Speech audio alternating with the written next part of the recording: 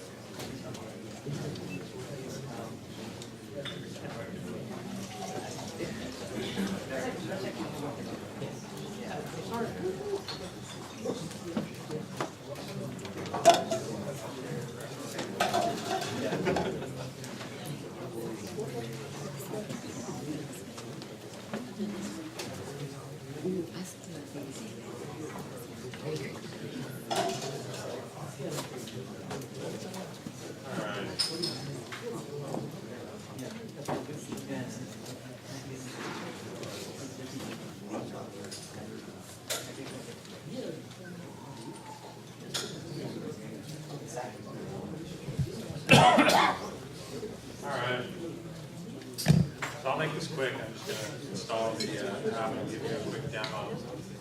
So my name is David Hecht, and I'm the organizer for this meetup. And this is the 7th time we've done it. I finally have an app ready to demo. So let's see if it actually works.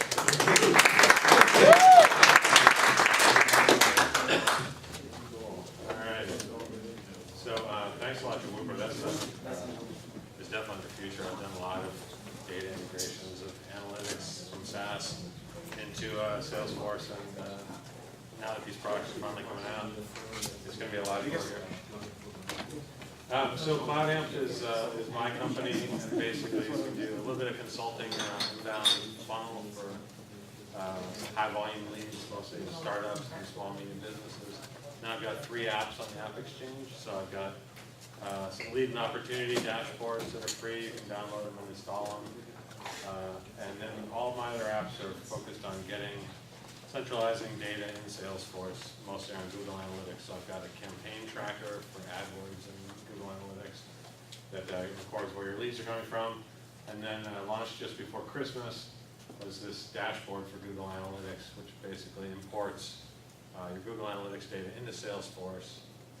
So you can see the top of your funnel. So you can see your website visitors, page views, all that stuff, alongside your leads and your opportunities. So I have a demo account here, and I'm going to log in there. David, real quick, did you mention to folks that you were at the boot camp recently and that they recorded that? They could watch that if they wanted to? Yeah, I did. I was at the, is there a video of that? They didn't send me anything. Yeah, they recorded that. I mean, you couldn't miss all those cameras all over the place. Yeah. It was the Salesforce boot camp that they just had. What day was that, David? Oh, last week. Yeah, last week. It was really a good event. And they recorded the whole thing, so I would recommend it. I'm sure it's on force.com. Cool. So, basically to install the dashboard for Google Analytics, normally you'd have to go to the App Exchange and enter your credit card number, 7-day trial. But I'm just going to cut and paste the install. And basically this installs a bunch of custom fields and dashboards. Continue. You have to grant access to the Google APIs.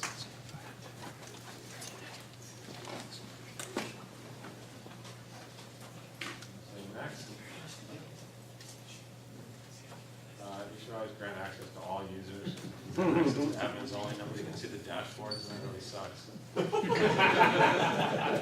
a tech support call, I get it once a week. The dashboards are blank. Yeah. So, or you can, a lot of people grant marketing users access. So that's going to take. Black screen called the admin. Yeah.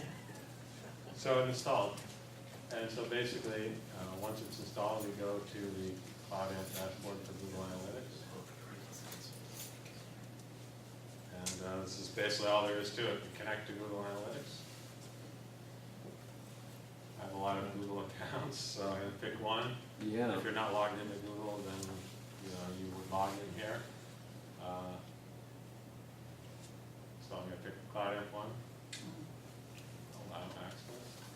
This is basically doing OAuth from Salesforce into Google. Cool. If you have multiple Google profiles, like for your different websites, this would appear here. In this case, it's just CloudAmp.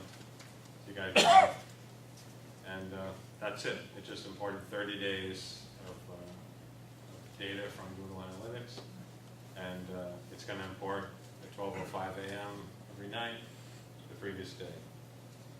So if I go to, so basically what I've done in all of my apps, I've built a series of dashboards and reports so you can immediately make use of this data. So if I go to dashboards, I've got a couple of, I'm going to show you the traffic overview first. So this is the traffic overview of CloudAmp, which is not that impressive. I got 24 visitors yesterday, but it's on the way up. So basically, you can't do trend lines in Salesforce. That's a feature request I have. But so basically, you can see the page views and unique visitors. 7 days, 30 days, 90 days by week, which is only the first 30 days right now because that's what's imported when you first install it. But that'll grow over time. And then some other kind of metrics that are good to follow for your website, like the bounce rate.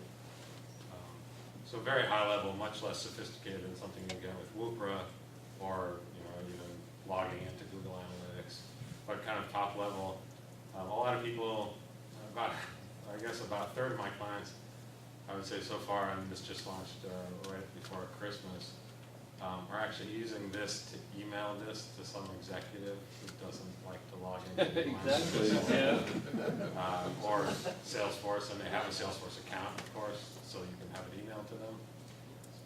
So if the boss wants to see the website traffic once a week, you can get it from Salesforce. And then I also have, there's a secondary dashboard, which is a sales funnel. And this basically pulls some of that same data, which is unique visitors, along with your leads and converted leads, and then opportunities created. So on the far right, you can basically see the funnel in Salesforce modeled, with the top being website unique visitors, something you wouldn't typically have in Salesforce, leads created, leads converted, and opportunities created. 7, 30, and 90 days, but obviously this can be customized, or you can pull these reports and data into other dashboards you have. And then the raw data is there as well. So, if you want to see all the records, there's basically a record for every day. And like I said, one of the nice features here is it automatically imports this data every night. So tomorrow, when you can set the dashboard to refresh and email it to you daily or weekly, and it'll import every night. And then we're working on the new version to bring in even more data from Google Analytics based on what people are asking for. So there'll be a third dashboard pretty soon that will have the refer and keyword data from Google Analytics. So I can't bring everything in due to API limitations, but it kind of gives you a high-level overview, and then obviously for kind of analysis you can drill into Google Analytics directly or into any news reports. This is kind of a combination of your leads, your opportunities, and your website traffic. Do I have questions? So when you email to your boss, what do you email? Do you email a live object or a screenshot, or what do you? Well, so all of Salesforce dashboards can automatically be emailed to people. Or they just could see it in real time in the dashboard. Yeah. That's So I mean, you can set it to basically email. This is not doing here in the development environment. You can basically set it to email, nightly or weekly or monthly, and it'll refresh. You can schedule a refresh of dashboards, and then as part of that, you can have an email. So it's pretty handy. I have a recent blog post about managing online advertising and marketing just using email dashboards from Salesforce. So and all the graphs and everything will appear in your inbox. And then you can click on any of this and log into Salesforce. So it's pretty handy. Salesforce dashboards are kind of a pain in terms of their being the opposite of real time. Like they only refresh when you schedule a refresh or when you click the refresh button. But having them emailed is a pretty handy management tool. And you can have them emailed to different people. So a lot of these are being used to basically send this data to someone in marketing or some executive that if you look at the last login in Salesforce, it probably was a long time ago. All right, so would someone use this instead of or in conjunction to a business intelligence tool like Burst or Actuates BERT or something along those lines? And also how much? I want to know if I want to use this, how much is it going to cost me? Yeah, so it costs $99 per month per Salesforce org. So you could use it alongside Burst, but it's targeted certainly at more of a small, medium business. The other demographic that it's really been popular with is mid-level marketing people that have been importing this data manually via CSV, which is a market I didn't think existed, but I guess I'm glad it does, although it's a little bit sad. So, I mean, there's been a few people that we're pretty excited about for that reason. But, I mean, I think tools, BI tools, you'll be comparing a lot more data. The idea of centralizing this data in Salesforce and dashboards makes it a lot easier to spot trends and know if there's a problem. Like, personally, I don't log into the Salesforce or to Google Analytics nearly as much as I do Salesforce, but I get this email to me a couple times a week, and I can kind of just look at it, see if there's any, if anything's going wrong. And the same way as we build out more dashboards, you'll be able to drill down to particular referrers. So I think a lot of people are doing online marketing already have charts like this for each different place they're advertising. So I want my AdWords, my LinkedIn, my Facebook, all those things, how many leads and accounts I'm getting from them. And then, you'll be able to bring in the traffic as well from those, and it'll, basically all be in one place. Can you bring in other analytics other than just Google Analytics? Can you bring in something like an applicant tracking system or other type of CRM applications like, what's her name? Inside Sales or something like that? You can totally do that. You can pay me to do it.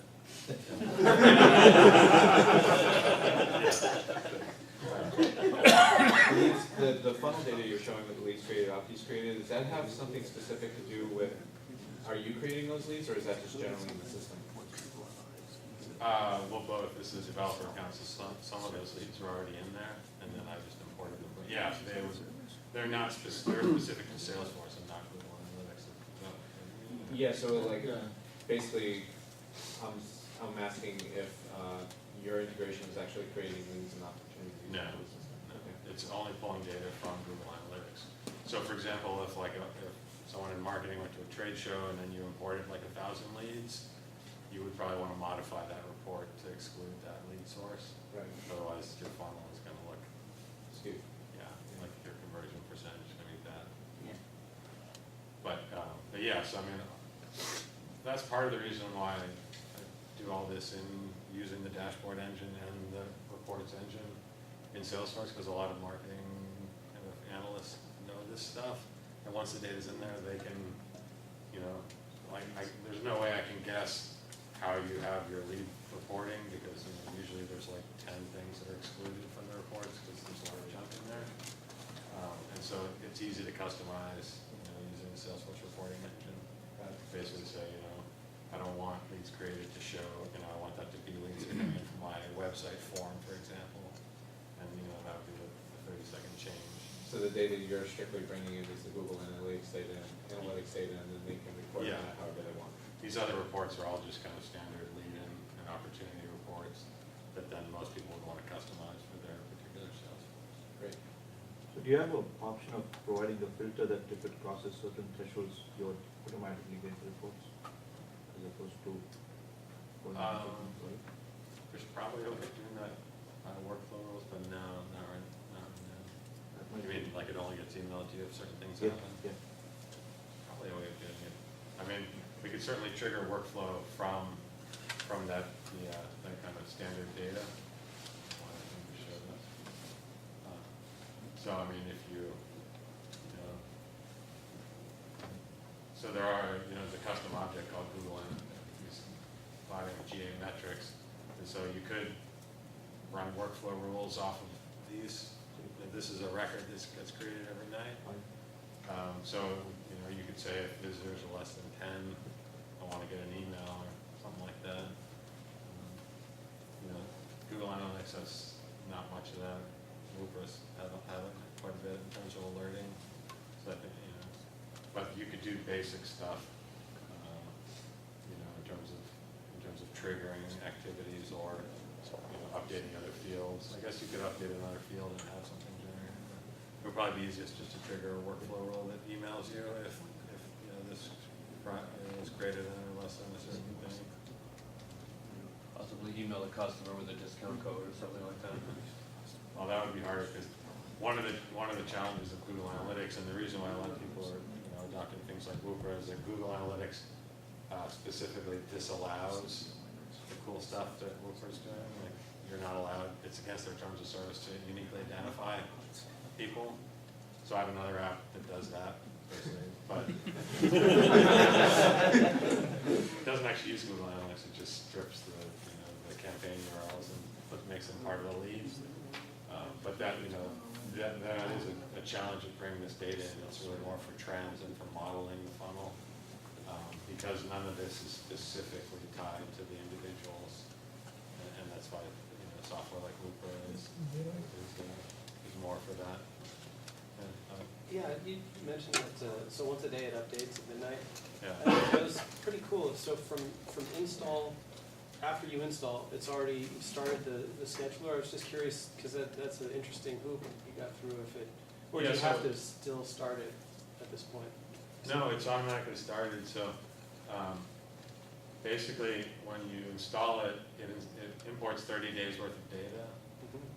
I did 30 days just because I want the dashboard to look like something. Right. For those people that didn't set the security settings to insert the dashboard. Yeah, so it basically automatically does that. You can disable the scheduler with this button.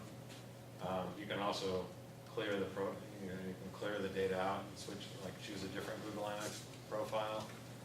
In this first version, we only support one profile, so that's probably something I'm working on for the next one. A lot of people seem to have multiple profiles, maybe one for their blog and one for their main website. But right now it's just a single website.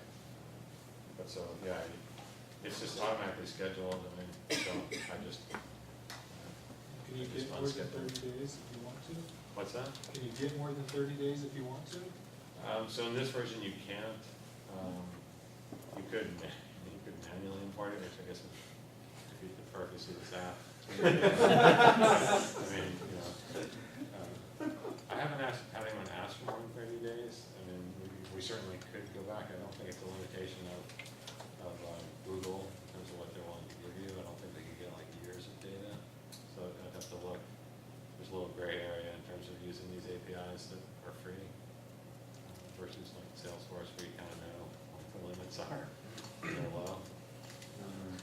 So Google, I think Google has like 50,000 API calls a day for free, something like that. So we probably could get more, but I just started with 30 days. So there's something in the dashboard, and then it's going forward.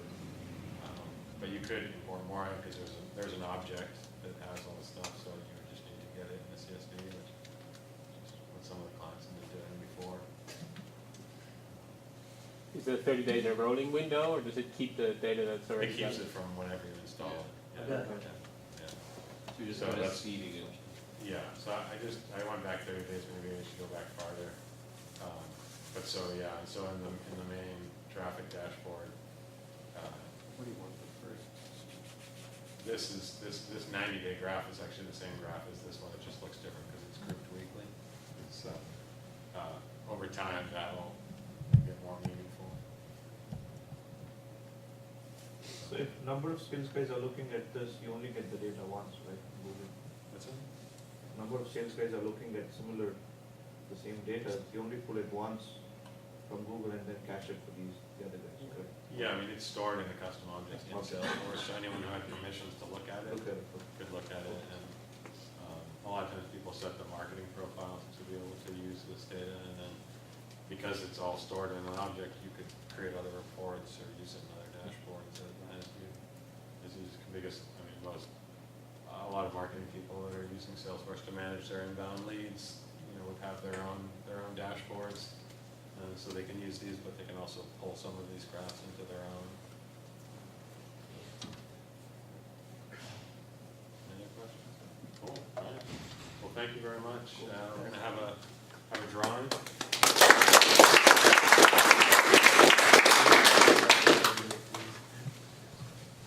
Ellie, do you want to do the honors for? No, go ahead. Can I put the business cards though? I saw your co-founder put his business card in. I don't know if he's, any last cards? You want to win your gift? Yeah, why not? It's $100. Yeah, when you're, No. I'm joking. Owners of the company are disqualified.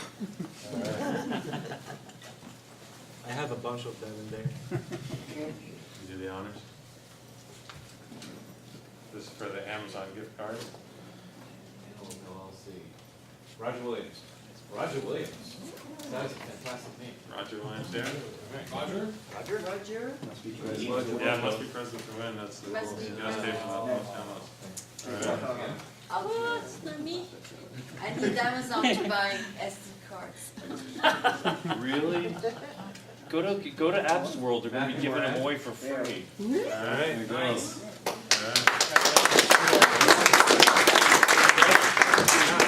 Behind you. There you All right, nice. So we're going to do one more for Starbucks gift card. I want that one too. For $250. $25, kids. Ravi Sharma. Robbie? Robbie. He left. Yeah, he left. Must be.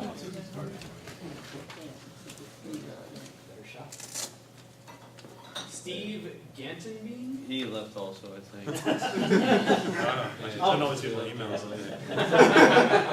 He's a good guy, Stay to though. the end. Aiden Watts? He bent his card, I saw it. We got a winner. Dave, can I mention that thing about the Apps World Sure, yeah. thing? I don't know if anybody knows, but at Moscone Center, Apps World is going on tomorrow and Friday.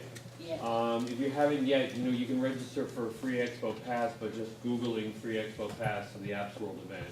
And you can find, I listed on the examiner.com, so you can follow along, but it's a great event. There are lots of networks that are promoting apps, so if you have your own app and you want to meet some people that are going to help you draw attention to your app, or the other way around, I went to App Nation, which was before this one, and there's a lot of add-ons and MasterCard platforms and Nook and Box.net and those kind of people that come to these type of events, and I recommend it highly. So even if you could just get a pass and register and go through the expo and get those networking events that happen at Rackspace there and all those things near the Moscone Center afterwards, it's very valuable. So I recommend it highly. Apps World, APPS World, whatever. And again, Google it, free Expo Pass, and tell them that some jerk at Salesforce, got up at a meetup and told you about it, okay? You are with the Examiner? I host the the Eclipse group on LinkedIn, as well as the Ruby on Rails and the San Francisco Jug group, the Java users group. And how about the SD cards? Thank you. Go to the Apps World, they always give away those things at those events. Okay. Yeah. I don't think there's any food left. There might be a couple more Thank you beers for over the there. tip. Food was wonderful. Oh, yeah. tax deduction. David is great for the food.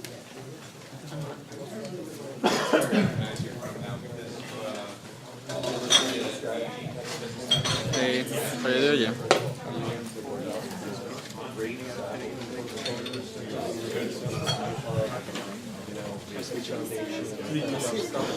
Yeah, well, it's an expensive tool to develop, and you can actually replicate it. That was On what you're doing, you know, the whole Salesforce campaign. Did you get it over? Email marketing, it's in Salesforce. You use the same principles of SEO, SEO you're doing right now, but look on it as a recruiting opportunity. And there's like a whole niche there that you really should go into. I'll give you my card. What is it? Well, it's easy to do it with Salesforce. We just put it, the whole UI on it.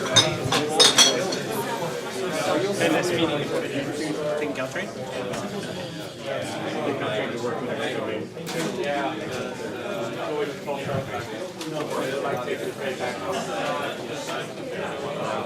Right.